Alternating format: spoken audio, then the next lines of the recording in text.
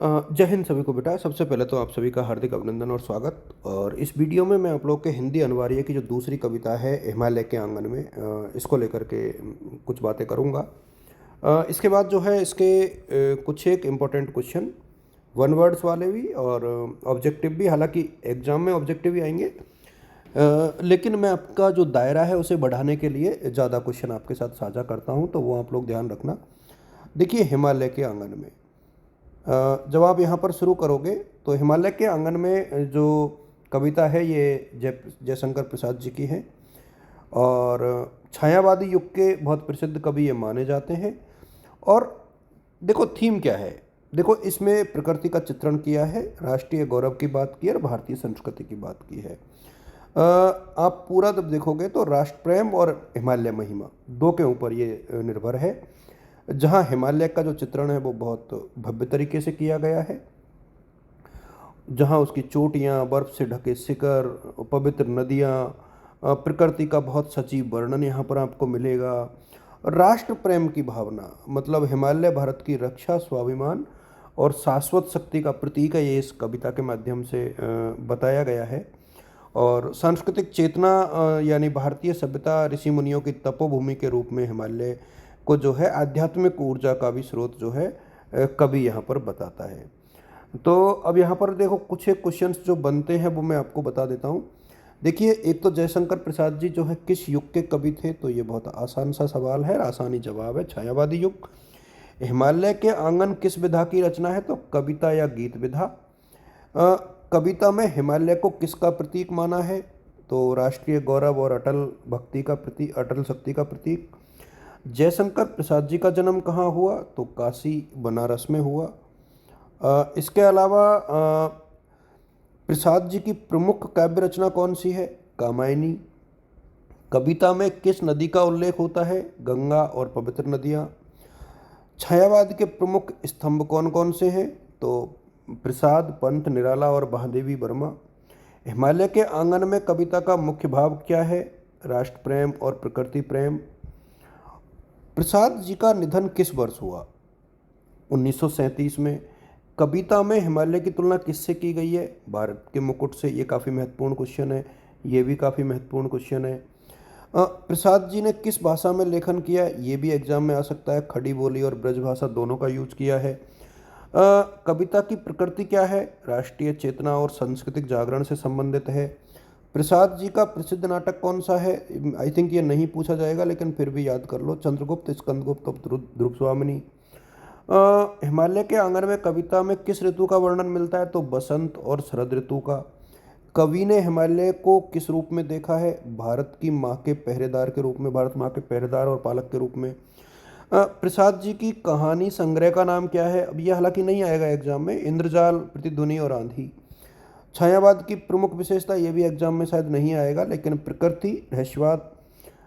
कविता में हिमालय का आंगन किसका प्रतीक है, बहुत इंपॉर्टेंट है, भारत की भूमि की पवित्रता और विशालता का। प्रसाद जी को कौन सा पुरस्कार, किस पुरस्कार के लिए सम्मानित किया गया, तो ये भी उतना नहीं है, मंगल प्रसाद पारितोषिक कामायनी के लिए। और कविता का संदेश क्या है, प्रकृति से प्रेरणा लेकर राष्ट्र के प्रति समर्पित होना।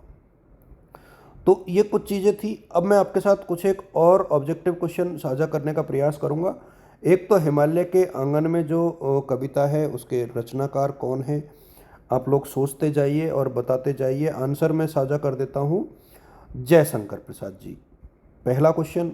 दूसरा है, कविता का यह अंश किस रचना ऑब्लिक श्रृंखला से लिया गया है, कामायनी, भारत महिमा, हमारा प्यारा भारतवर्ष, आंसू और लहर।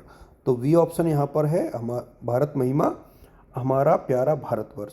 हिमालय के आंगन में उसे, यहाँ उसे से तात्पर्य क्या है, तो यहाँ उसे से तात्पर्य जो है भारतवर्ष से है, आंसर आप देख लीजिएगा।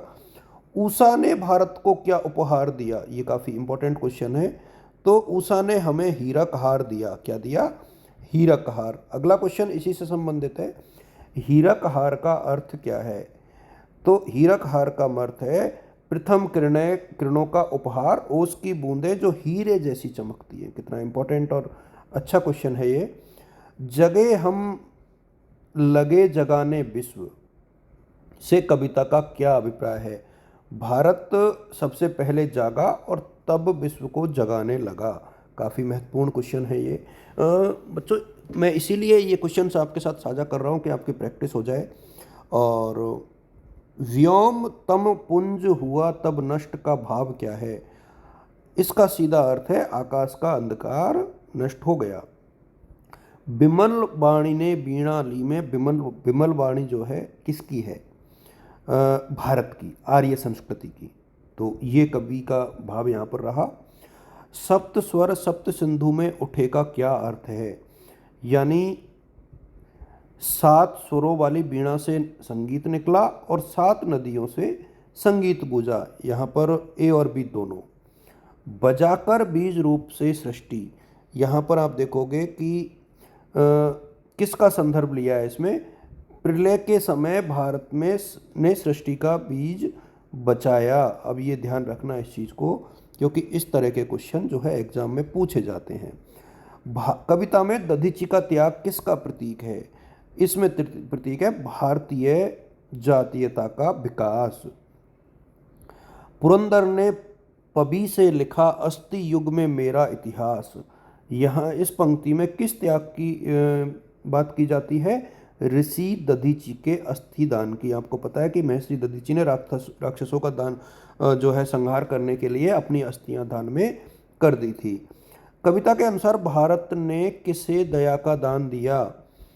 यूनानियों को। इसको बहुत इंपॉर्टेंट तरीके से आप लोग पढ़ना कि भारत ने किसको दान दिया? यवन यानी यूनानियों को। विजय केवल लोहे की नहीं, धर्म की धरा पर धूम। ये भी काफ़ी महत्वपूर्ण प्रश्न है। इसका तात्पर्य क्या है? भारत की विजय हथियार से नहीं, धर्म से हुई है। काफ़ी इंपॉर्टेंट है ये भी। कविता में भारत को किस रूप में चिन्हित किया गया है? देखिए, जन्मभूमि, जहाँ से हम कहीं से नहीं आए, मतलब हमारी मूल भूमि है ये। प्रलय में पले हुए हम वीर, यह कविता किस गुण की ओर संकेत करती है? यानी प्रलय काल में भी हम लोग हंसते हुए रहते हैं, यानी हम लोग कभी हार नहीं मानते हैं। इस तरीके का भाव यहाँ पर कवि का छिपा हुआ है। कविता में अतिथि थे सदा हमारे देव से क्या तात्पर्य है? देखिए, यहाँ पर अतिथि देवो भव की परंपरा बहुत मायने रखती है। और संचय में दान थे, तो यहाँ पर मुझे लगता है कि ए और सी दोनों, यानी अतिथि देवो भव और संचय में दान था। ए और सी दोनों इसके आंसर होंगे। कविता का अंतिम भाव क्या है? हमारा प्यारा भारतवर्ष, इसके लिए सब न्योछावर। ए ऑप्शन इसका आंसर होगा। यह कविता किस युग की है? तो छायावाद की है। ये मैं बहुत पहले ही बता चुका हूँ।